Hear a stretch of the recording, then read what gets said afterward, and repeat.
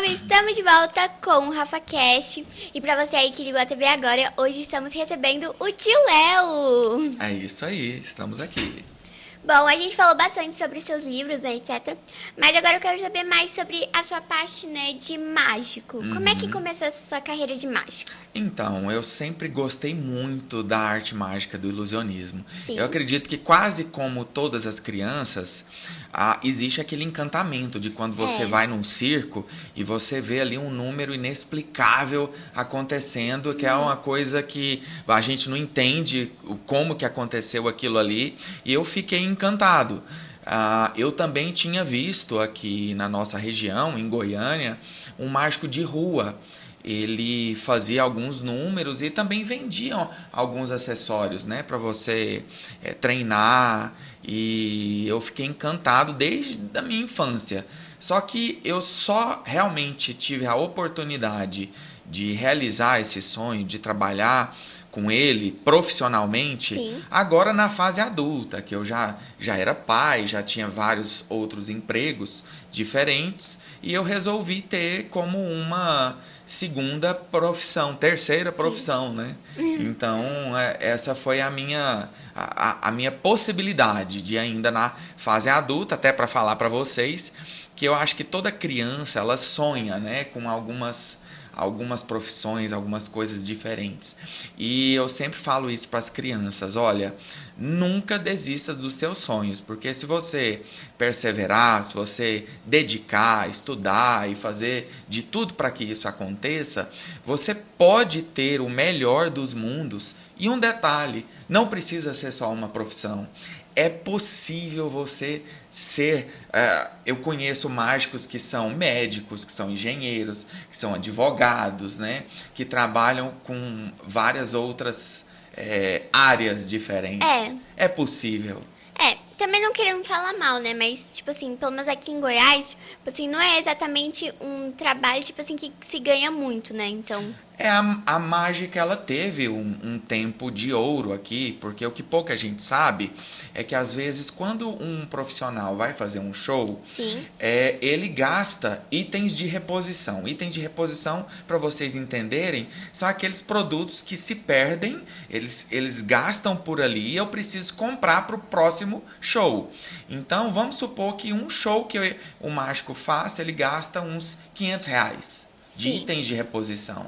Se for num show de um teatro ou de um circo, se ele colocar equipamentos grandes, aí a gente já está mudando de um investimento que passa de 50 mil, 100 mil reais. Sim. Então, quer dizer, é uma área um pouco cara.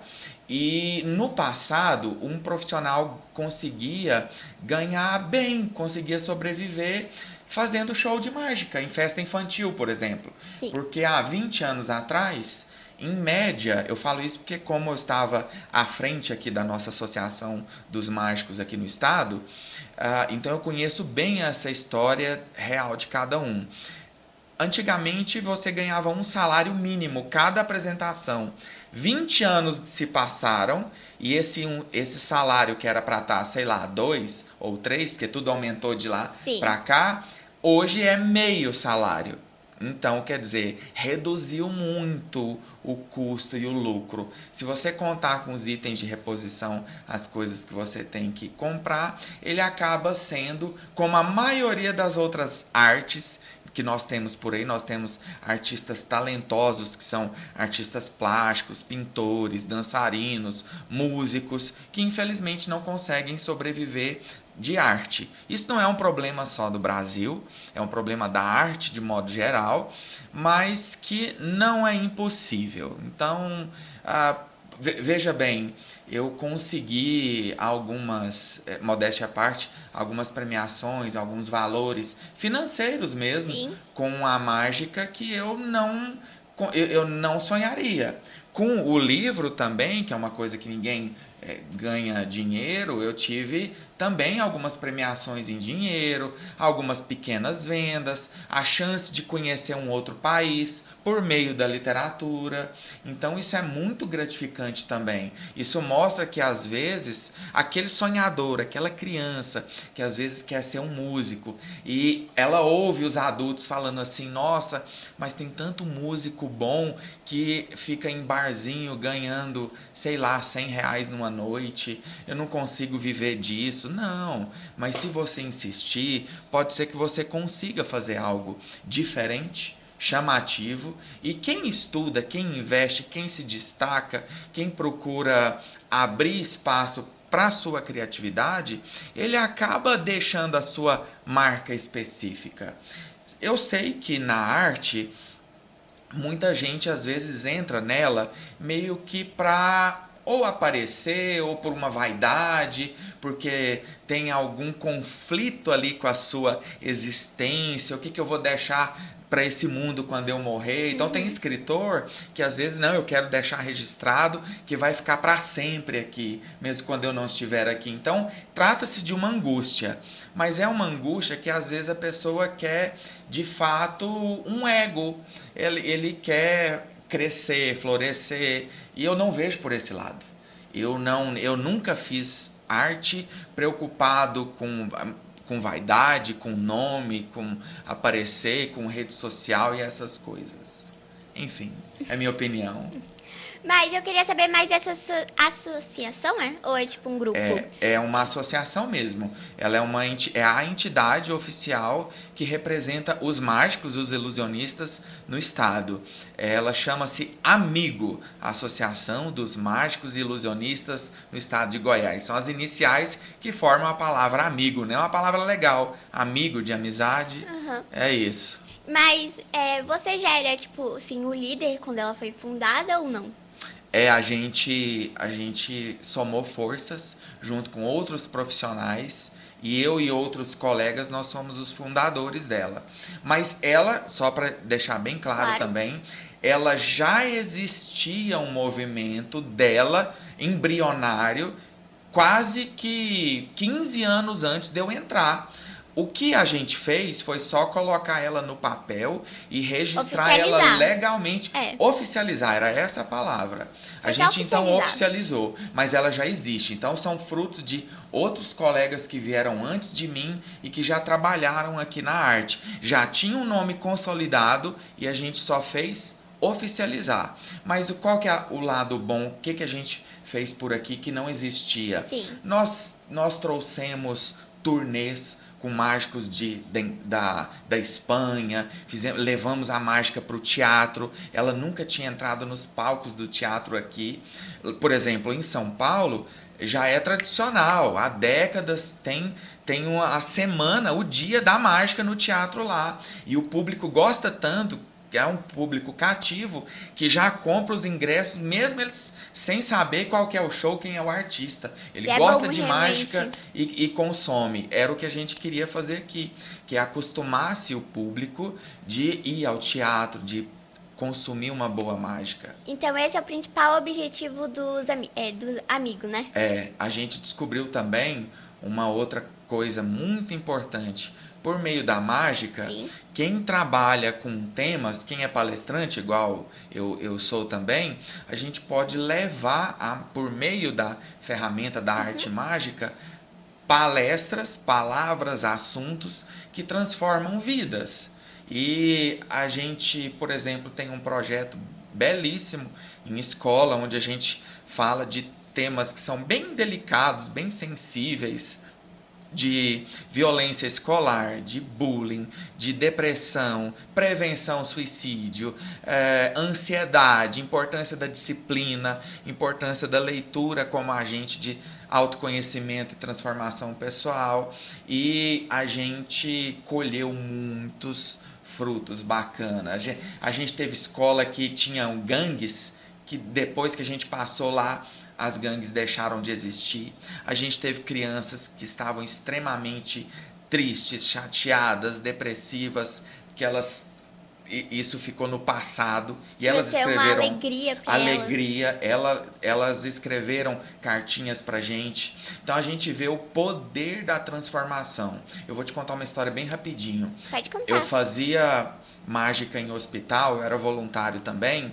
E eu me lembro que uma coisa me emocionou muito, mas para mim é um fato tão comum. Eu estou fazendo mágica para criança e a criança sorri. É muito natural. Eu cheguei num leito de UTI e eu fui fazer uma mágica lá com a criança e a criança sorriu.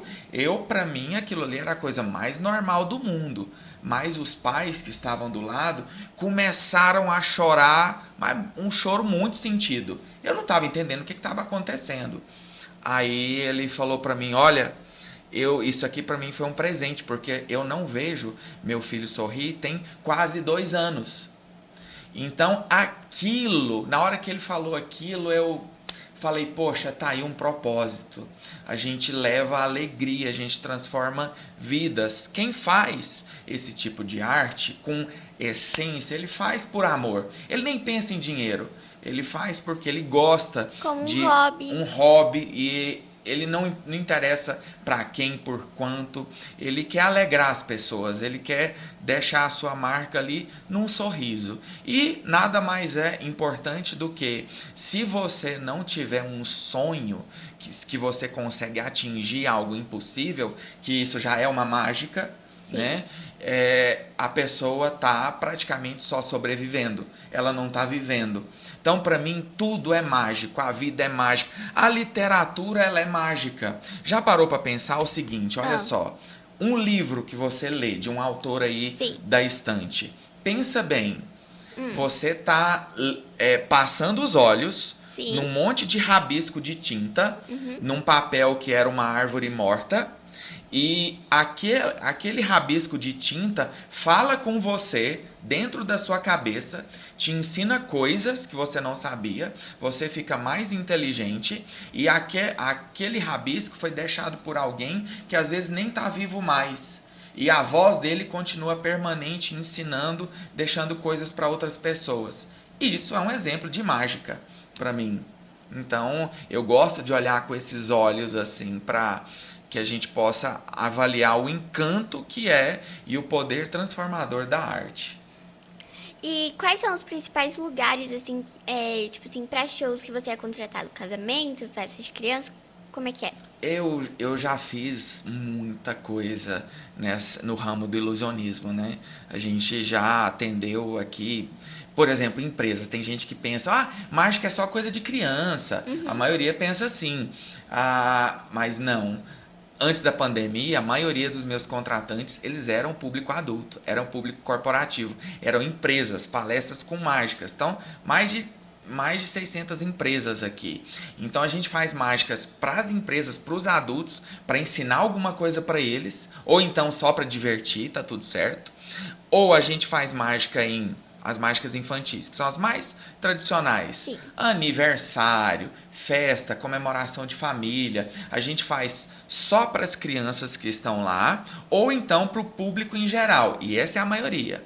A gente normalmente vai nos aniversários e acaba fazendo para todo mundo. Tá divertindo a criança, o adolescente, o adulto. Todo mundo tá entrando na brincadeira e tá curtindo. E tem eu escuto muito isso. Tem muito adulto que fala assim para mim, nossa, os adultos parece que gostaram mais do que as crianças. Eu escuto muito isso. Acho que é porque, tipo assim, vai, né, ocupação, trabalho, essas coisas, aí, tipo assim, faz anos, tipo assim, que não vê uma mágica. Aí, tipo, quando vê, meu Deus. É, uma pausa, né? Ali parece que é um encontro ali com a infância, um saudosismo, uma possibilidade, enfim.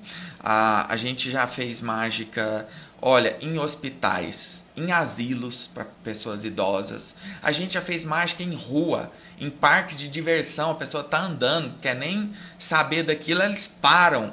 Onde a gente passou, a gente tem a experiência de atrair multidão em volta, porque começa um gostar, vai atraindo, vai vendo o outro. A gente faz também shows aparição de Papai Noel em shopping, a gente faz show de Halloween, que é um show mais pesado. Não é muito a minha praia não, tá? Mas se chamar...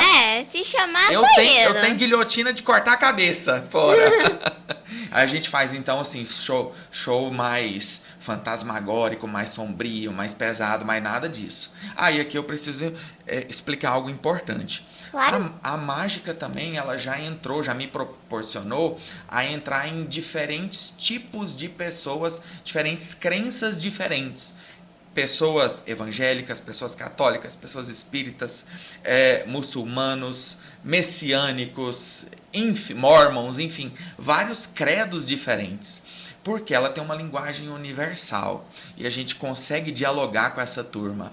E eu sei que tem muita gente que às vezes faz uma confusão. Ela acha assim, mágica tem um termo lá na Bíblia que se mistura com feitiçaria. Não, nada a ver. Não tem nada a ver. A magia mesmo, o que é? Alguém treinado para poder fazer alguma coisa extraordinário por meio de técnicas. Então existem números, por exemplo, que os adultos gostam muito disso. A gente desvenda o que alguém está pensando, o que ela está escrevendo, o que ela está sentindo, e não tem um truque ali por trás. É só uma técnica científica que eu estou usando para ler o corpo da pessoa. Por incrível que pareça, tipo Sherlock Holmes fazia isso. Então, a mágica, ela é realmente uma técnica. É uma técnica para você realizar algo impossível, extraordinário, por meio de algum segredo ou algum artifício científico ou um conhecimento que a pessoa normalmente não tem. É isso. Bom, o papo tá muito bom, mas que tal a gente ir para um breve intervalo e daqui a pouco a gente volta Beleza. com mais bate-papo. Até já. Então fiquem ligadinhos que daqui a pouco a gente volta com mais RafaCast.